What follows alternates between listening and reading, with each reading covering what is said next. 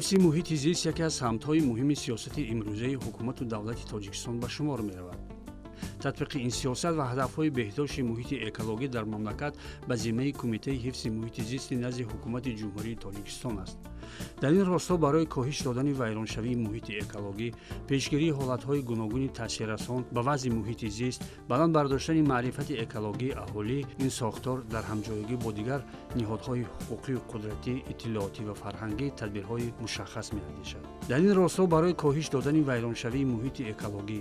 пешгирии ҳолатҳои гуногуни таъсиррасон ба вазъи муҳити зист, баланд бардоштани маърифати экологии аҳолӣ, ин сохтор дар ҳамҷоягӣ бо дигар ниҳодҳои ҳуқуқию қудратӣ, иттилоотӣ ва фарҳангӣ тадбирҳои мушаххас меандешад. гузашта аз ин аз ҷониби ҳукумати Тоҷикистон вобаста ба беҳдошти муҳити зист барномаҳо ва санадҳои меъёрии ҳуқуқӣ низ таҳияю қабул ва мавриди амал қарор дод. яке аз чорабиниҳои асосӣ ин шомил шудани ҷумҳурии Тоҷикистон ба конвенсияҳои Созмони Милали Муттаҳид ба ҳама соҳа ҳаст ва дар дории ҳамин конвенсияҳо коркарди яъне ки нақши миллии амал тартиб дода шуда, дар дории нақши миллии амал чорабиниҳое ки барои оянда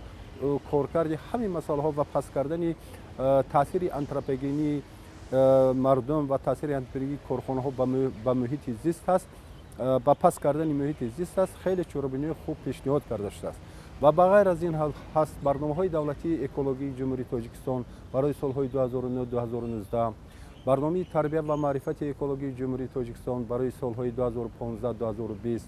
ва дар дории ана ҳамин барномаҳое ки имрӯз ҳастанд, албатта чорабиниҳои хеле зиёд доир ба ҳар як самт вуҷуд доранд ки иҷроиши онҳо корхонаҳои ташкилотҳо ва вазорати идораҳоро тақозо медиҳад ки ҷиҳати иҷрои он бояд корҳои амалие ки дар ҳамон нақша чорабиниҳо ҳаст иҷро намоянд. дар ҷумҳурии Тоҷикистон низ яъне ки аз давраи соҳиби истиқлол гардидани кишвари азизамон яъне ки таваҷҷӯҳи давлати ҳукумати ҷумҳурии Тоҷикистон ба самти ҳифзи муҳити зист яъне ки бисёр назаррас аст ва корҳои зиёде дар ин самт карда мешавад ва мақомоти ҳифзи муҳити зист яъне Кумитаи ҳифзи муҳити зист назди ҳукумати ҷумҳурии Тоҷикистон дар назди ҳукумати ҷумҳурии Тоҷикистон яъне ки ҳамасола нақша чорабиниҳо мекунад. масъалаи муҳиме ки имрӯз дар сатҳи байналмилал боиси нигаронии мутахассисон гаштааст, ин ҳифзи ҳавои атмосфера дар сайёраи Замин аст. зеро сол аз сол аз таъсири партови газҳо ва дигар манобеъи кимиёвӣ ҳаво ифлос мешавад ва ин мушкили ҷаҳонӣ гаштааст. дар ҳақиқат соҳаи ҳифзи ҳавои атмосфера яке аз масъалаҳои афзалиятноки экологӣ дар сатҳи глобалӣ ба шумор меравад, чунки мутобиқи маълумотҳои ташкилоти тандурустии умумиҷаҳонӣ ҳар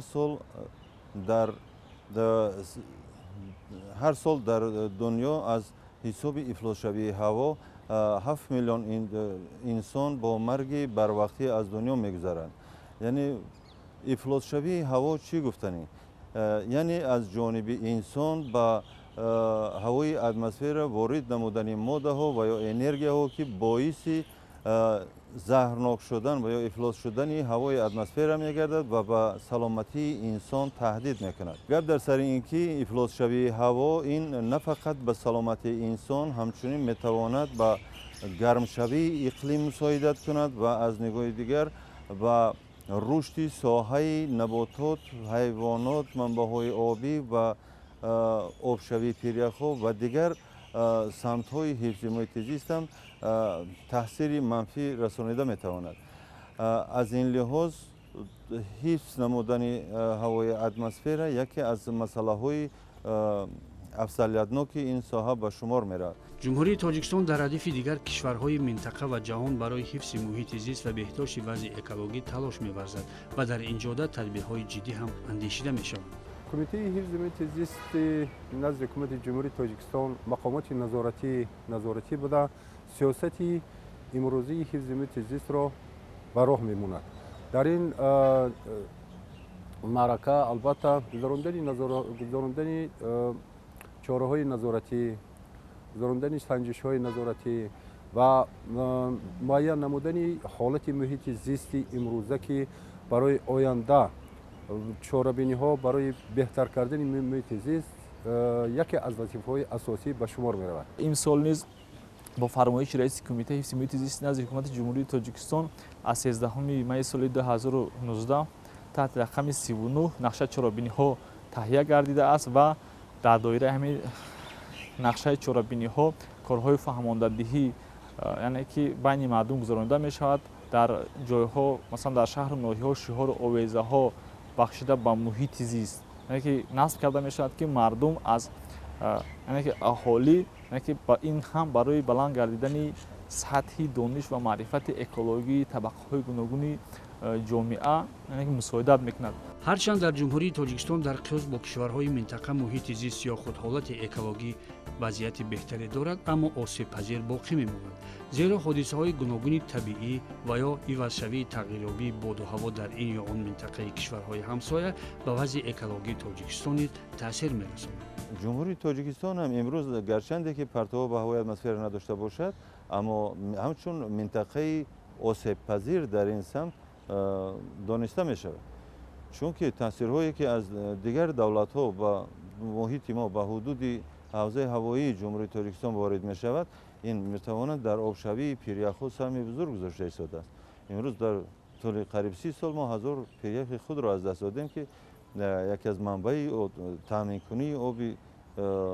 осиёи марказӣ ба шумор меравад. имрӯз аксари коршиносон як омили асосии вайроншавии муҳити экологиро ба фаъолияти корхонаҳои саноатӣ, заводу фабрикаҳо марбут медонанд. партовҳо ба фазои атмосфера партов мешаванд ва ҳаворо олуда месозанд ва ин ҳолат дар тамоми шаҳрҳои бузурги кишварҳо зиёд мушоҳида мешавад. ҳангоми санҷиш намудани корхонаҳои муассисаҳо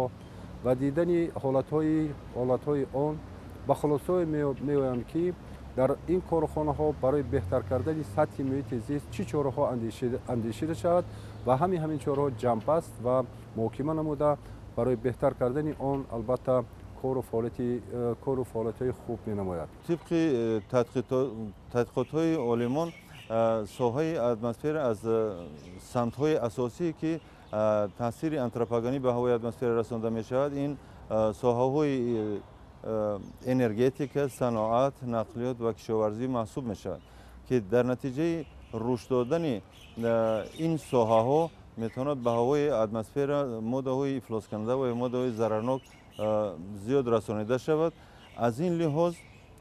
ҷомеаи ҷаҳонӣ имрӯз кӯшиш ба харҷ дода истоданд ки бояд ки барои кам кардани ин таъсирот ба ҳаво аз технологияи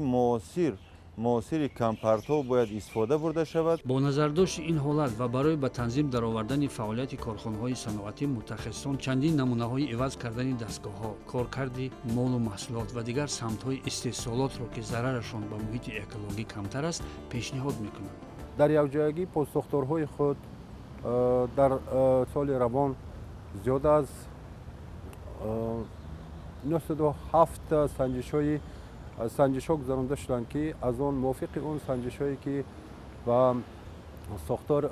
мутобиқ ба нақшаи тасдиқнамудаи ҳукумати ҷумҳурии тоҷикистон ба он ҳолатҳое ки ба худи корхонаҳо дахт дорад албатта санҷишҳо мегузаронад ва аз натиҷаи санҷиш чораҳои амалии худро пешбинӣ менамояд. хеле ки ман гуфтам, аз ҳамон 946 санҷишҳое ки имрӯз гузаронда истоданд, маълум менамояд ки дар ҳақиқат дар ҳоли ҳозир ба истиснои корхонаҳои сементӣ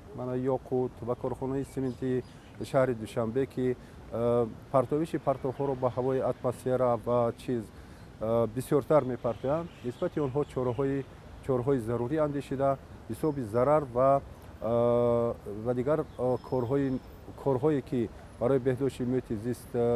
лозим аст пешкаш карда мешавад. солҳои охир таҷрибаҳо нишон доданд ки кабудизоркунии муҳити зист, бунёди боғу гулгаштҳо барои тоза кардани муҳити экологӣ ва фазо аз ҳар гуна маводи ба саломатии инсон зарарнок нақши муҳим мебозад. аз ин нигоҳ дар ин самт ҳамасола дар мамлакати мо боғу гулгаштҳои зебо бунёд мешаванд ва албатта ин иқдом боз идома меёбад. вақте ки ҷомеа хабардор мешаванд аз донишҳои экологӣ, дар маҷмӯъ барои ҳифз кардани, барои беҳтар кардани муҳити зист, барои беҳтар кардани ҳолати экологии муҳит ва مبارزه بردن علیه افلاسشوی محیط زیست آسان‌تر می‌گردد. برای این کار دست جمعی است مبارزه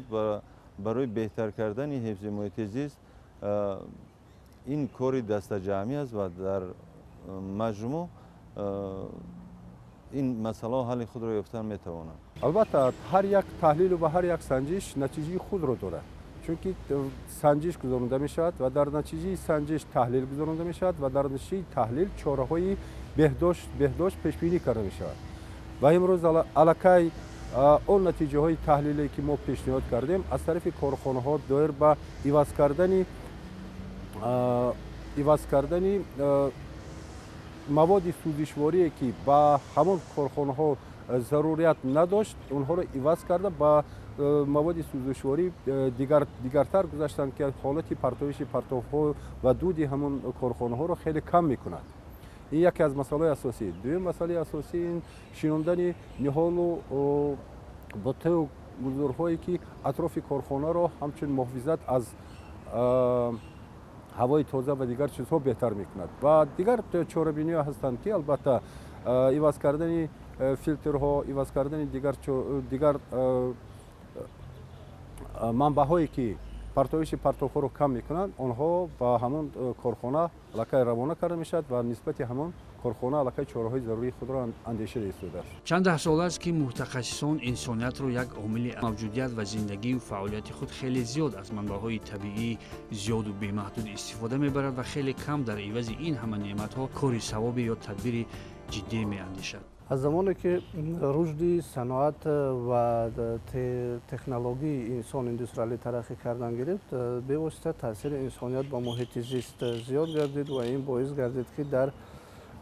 محیط زیست تغییرات های بسیار جدی طبیعت تکنوگنی داشته مشاهده شوند. در دایره همین تغییرات ها علاقه انسانیت احساس نمود که به محیط زیست و محیط اکولوژی موجودات زنده تاثیرهای منفی مشاهده میشن که عاقبت های ناگوار دارند. و این مثال که آنتروپوژی نیوازیست میگوید که تاثیر آدمیزاد با محیط زیست سال از سال زیاد شده ایستاده است. ما باید همه طرفه و همه وقته چاره‌های بهتر کردن حفظ محیط زیست را خوب درک کنیم، با کارخانه و تشکیلات ها پیشنهاد کنیم و وظیفه اساسی خود را در نزد فرزندانی که طبیعت را با آنها میگذاریم فهمانده دهیم و وظیفه اساسی آنها هم به فرزندان و نویران و نسل آینده خود طبیعت زیبای خود را از همه مسائل ها باید ما بهداشت نماییم. چنانکه که می‌دونیم در کشورهای دنیا از مثلا تاثیرهایی که مثلا با سبب زمین لرزه، آبخیزی، یخ‌فرایی و دیگر پرابلم‌هایی که با آفت‌های طبیعی است، از این بیشتر تاثیر آنتروپوژنی با محیط زیست بیشتر به عمل میاد، چون که انسان امروز با قدرت و توانایی خود در عصر 21 توانست که تمامی موجوداتی که در طبیعت بود یعنی که زیر تصرف خود قرار داد و برای قانع گرداندن فعالیت روزمره خود، قانع گرداندن رای اجتماعی و اقتصادی خود توانست که مثلا از همین استفاده کرد و یعنی که امروز در تمام دنیا بانک خطر زده می شود که مثلا ذخیره‌های طبیعی آهسته یعنی که رو به نیست‌شوی دارند. در این روند امروز ضرورت هرچی بیشتر ترغیب و تشویق حفظ محیط زیست، فضای مساعد اکولوژی میان اهالی به میان آمده است. یعنی که خیلی مهم و ضرور هم هست که معرفت اکولوژی مردم بالا برده شود. یکی از مسائل اساسی حفظ محیط زیست البته این مسئله تبلیغات و تشویقات است. ما امروز از خود کودکستان و از خود همون خانه هایی که کودک تولد شده است از همون ها سر کرده تبلیغات و تشویقات رو با آنها فهمانده دهیم تا که هر یک فردی که در جمهوری احساس نسبت به طبیعت دارد آن را بهتر کند و وظیفه اساسی خود را فراموش نکند. چی باید کرد که معرفت اکولوژی اهالی بلند گردد و هر نفر برای زیبایی محیط زیست، تازگی آب و هوا و حفظ نعمت‌های طبیعت سهم گذارد؟ ساحه حفظ محیط زیست یکی از ساحه‌هایی است که در برابر وزارت تندرستی یا که ساحه تندرستی به حفظ سلامتی فعالیت خود به حفظ سلامتی مردم و تامین امنیت اکولوژی مردم روانه کرده شده است و برای تامین نمودن امنیت اکولوژی مردم باید که سطح معرفت‌ناکی مردم بالا برداشته شود، چون که ҳар рӯза фаъолияти инсон, зиндагии инсон бо масъалаҳои экологӣ рӯбарӯ шудан аст. аз ин лиҳоз барои ҳифзи саломатии мардум аввал ки бояд донишҳои экологӣ дар тафаккури худи мардум бояд тарбия карда шавад, чунки мардум бояд донанд ки ба саломатии онҳо аз нигоҳи экологӣ кадом омилҳо таъсир мерасонанд. ҳоло сатҳи маърифати экологӣ масалан баъзе шаҳрвандони мо ба он дараҷа масалан яъне ки ташаккул наёфтааст, ба он хотир ки имрӯз мо мебинем ки дар баъзе ҷоҳо мисол ба муҳити зист он қадар эътибори ҷиддӣ намедиҳанд, чунки яъне ки ин мушкилоте ҳаст ки яъне ки мо бояд тибқи як мақомоту як вазорату як корхона наметавонад ки дар ин самти беҳдошти муҳити зист саҳми худро гузорад ва тибқи моддаи 44 Конститутсияи Ҷумҳурии Тоҷикистон омада шудааст ки ҳифзи табиат, ёдгориҳои таърихию табиӣ, ҳифзи олами набототу ҳайвонот ин вазифаи шаҳрвандии ҳар як нафар аст. Мо метавонем ки дар ҳамкорӣ бо воситаҳои ахбори omma, бо муассисаҳои маориф, тандурустӣ, дигар вазорати идора ва аҳли ҷамоатчигӣ, раисони маҳалла яъне ки дар якҷоягӣ баҳри ҳифзи муҳити зист ва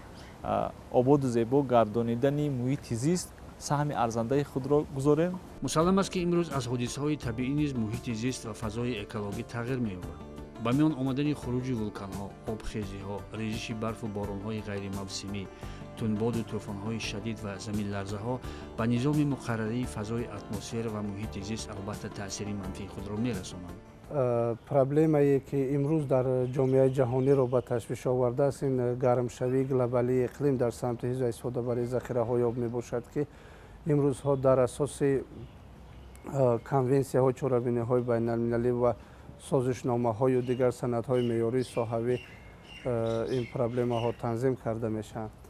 дараҷаи таъсиррасонии тағйирёбии ҳифзи муҳити зист ва таъсири он ба муҳити экологӣ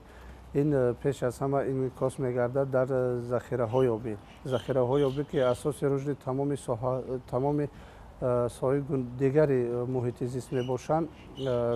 таназзулёбии онҳо асосан аз ҳисоби гармшавии иқлим ки обшавию камшавии захираҳои барфию яхӣ ва дар давраҳои гармо ба вуҷуд омадани равандҳои хатарноки гидроэкологӣ ки муҷиби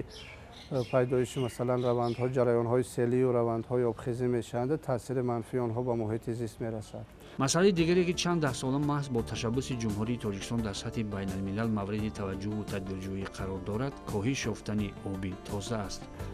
яке аз шахсиятҳое ки дар оғози асри 21 баҳри ҳифзи муҳити зист ва хусусан захираҳои обӣ аз ҷониби ҷомеаи ҷаҳонӣ эътироф гардидаанд ва суханҳои он роҳнамоиҳои он кас ҳамаша сармашқи кори давлатҳо, кишварҳо ва созмонҳои байналмилалӣ қарор дода мешаванд. ин шахсияти таърихӣ асосгузори сулҳу ваҳдати миллӣ, пешвои миллат, президенти ҷумҳурии Тоҷикистон муҳтарам Эмомалӣ Раҳмон мебошанд. пешвои муаззами миллат дар давраи ҳои муайян давоми солҳои қаблӣ якчанд маротиба барои ҷомеаи ҷаҳонӣ вобаста ба проблемаҳои ҳифзи муҳити зист ва хусусан ифлос гардидану кам гардидани захираҳои обӣ дар миқёси ҷаҳон ҳушдор доданд. ҳамаи ин ташаббусҳо ва пешниҳодҳои пешвои миллат бо қатномаҳои махсуси Маҷмӯи умумии Созмони Милали Муттаҳид қабул гардиданд ва барои иҷрои ҳадафҳо ва ниятҳои мушаххас нақшаи чорабиниҳо доранд ва ин қатнома кишварҳоро барои иҷро намудани иқдомҳои муайян вазифадор менамояд. имрӯз ҷумҳурии Тоҷикистон ки ҳамчун узви комилҳуқуқи ҷомеаи ҷаҳонӣ аст, аз ин хатарҳо, аз ин омилҳои глобалӣ дар канор будан наметавонад ва дар самти масалан ҳифзи муҳити зист, самтҳои ҳифзи муҳити зист ҷумҳурии Тоҷикистон ки аз давлатҳои пешқадам аст ки дар мисоли он шуда метавонад ки масалан дастрасии аҳолӣ ба оби ошомидани азияти экологии тоза ки ин ташаббуси бевоситаи ҷумҳурии Тоҷикистон аст ва ба иқдоми масалан ҳукумати ҷумҳурии Тоҷикистон хосатан асосгузори сулҳу ваҳдати миллӣ, пешвои миллат, президенти ҷумҳурии Тоҷикистон муҳтарам Эмомалӣ Раҳмон ташаббусҳои яъне ки навобанав дар ин самт гирифта мешавад ва имсол масалан солҳои 2019 2018 2028 ҳамчун солҳои 10 солаи байналмилалии амал об барои рушди устувор эътироф шудааст ки яъне ки тамоми давлатҳо тибқи нақша чорабиниҳои худ дар ин самт корҳои муайянеро ба сомон мерасонанд. дар ин ҷода ҷумҳурии тоҷикистон бо созмонҳои бонуфузи байналмилалӣ ва ташкилотҳои бузурги соҳавӣ ҳамкорӣ дорад ва барои ҳифзи манобеи обҳои тоза, самаранок истифода бурдани он ва сарфа кардани захираҳои оби ошомиданӣ тадбирҳои ҷиддӣ меандешад. имрӯзҳо дар ҳудуди ҷумҳурии тоҷикистон агар мо ба инобат гирем, партовҳое ки ба ҳавои атмосфера партофта мешавад дар сатҳи осиёи марказӣ агар ба ҳисоб гирем аз ҳама камтарин ба шумор меравад, чунки ҷумҳурии тоҷикистон соҳаи энергетикаи ҷумҳурии тоҷикистон дар манбаъҳои бақароршавандаи обӣ асосан энергетика тавлид мешавад. имрӯзҳо ҷумҳурии тоҷикистон дар шумоли 6 давлати ки дар дунё аз ҳама бештар энергияи сабз истеҳсол мекунанд дохил мешавад. яъне 98% барқи ҷумҳурии тоҷикистон, энергияи ҷумҳурии тоҷикистон дар манбаъҳои барқароршавандаи энергия аз ҷумла нерӯгоҳои оби барқӣ тавлид карда мешавад, ки ин метавонад дар пешгирии оқибатҳои номатлуби гармшавии иқлим дар сатҳи минтақа ҳатто таъсири мусбӣ гузорад. дар ин ҷода ҷомеаи ҷаҳонӣ якчанд иқдомҳои ҷиддӣ ва муассирро роҳандозӣ намуданд, аз он ҷумла қабул гардидани конвенсияҳо, созишномаҳои байналмилалӣ ки дар доираи онҳо кишварҳоро вазифадор менамояд барои иҷрои иқдомҳои муайян. имрӯз дар ҷараёни татбиқи сиёсати давлатӣ оид ба рушди сайёҳӣ, кормандони соҳа масоили рушди сайёҳии экологиро низ баррасӣ месозанд. ин ҳам муҳим аст, зеро табиат ба инсон нерӯ, ғизо, саломатӣ, боигарӣ ва муҳим зиндагии зебо ато менамояд. агар инсон бо дасти худ ба ин ҳама неъматҳо хатар эҷод намояду ношукрӣ кунад, табиат низ аз инсон қасос мегирад. аз ҷониби ҳукумати ҷумҳурии тоҷикистон бо мақсади баландбардоштани маърифати экологии мардум ва бо мақсади танзими партовҳо ба ҳавои атмосфера ва коҳиш додани партовҳо ба ҳавои атмосфера чораҷӯиҳои зиёде карда шуда истод. имрӯз қонунгузориҳои қонунҳои мушаххас оиди ин соҳаҳо қабул гашта мавриди истифода қарор доранд. аммо барои ҳифзи саломатии мардум бояд ки худ ҳам огоҳ бошанд ки кадом омилҳо ба саломатии онҳо таъсир мерасонанд. фарз кардем, барои мисол агар гирем, мардум бештар дар фасли сармо дар худи манзилҳои худ барои гарм кардан ё ки барои зарурати иҷтимоии худ аз сӯзондани ангишту ҳезуму дигар маводҳои сӯзанда бештар истифода мебаранд. аз ин лиҳоз онҳо бояд донанд ки ҳар як маводе ки сӯзонда мешавад, онҳо дар табиат газҳое ки хориҷ мешаванд ва ё нест намешаванд ва метавонанд ба худи саломатии инсон ва ба муҳити атрофе ки мардум зиндагӣ мекунанд таъсири манфӣ расонанд. гузашта аз ин кумитаи ҳифзи муҳити зист аз ҳукумати ҷумҳурии тоҷикистон байни хонандагони муассисаи таҳсилоти миёнаи умумӣ озмунҳои эҷодиро дар номинатсияҳои гуногун аз ҷумла расми беҳтарин, кори тадқиқотӣ беҳтарин, кори меъморӣ беҳтарин, видеороли ва видеофилми беҳтарин эълон кардааст, ки дар ин бахшида ба масалан яъне ки дар мавзӯи ҳифзи табиат омили беҳдошти яъне ки омили ҷалби сайёҳии экологӣ аст, рушди сайёҳии экологӣ аст, ки бахшида ба самин солҳои 2019-2021 ҳамчун соли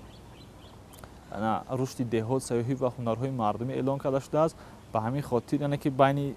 хонандагон дар ин кор метавонанд ки мисол барои баланд гардидани савияи маърифати дониш ва маърифати худ мусоидат кунанд. ба андешаи коршиносон имрӯз бояд манобеи барқароршавандаи энергия дар ҳама соҳаҳо зиёд истифода шавад, яъне ки энергияи сабз. ин имкон медиҳад ки муҳити зист ва фазои экологӣ камтар ифлос шавад. соҳаҳое ки мо номбар кардем, барои рушд додани ин соҳаҳо боз сарватҳои табиӣ истифода бурда мешавад. сарватҳои табиӣ аз лиҳози манбаъҳои энергия, яъне маҳсулотҳои нафтӣ бештар истифода мешаванд, ки ҳама дар натиҷаи сӯзондани онҳо ба ҳавои атмосфера мо хоҳем нахоҳем таъсири манфӣ расонда мешавад. аз ин лиҳоз имрӯзҳо кӯшиш ба харҷ дода мешавад ки манбаъҳои барқароршавандаи энергия бештар истифода шавад. яъне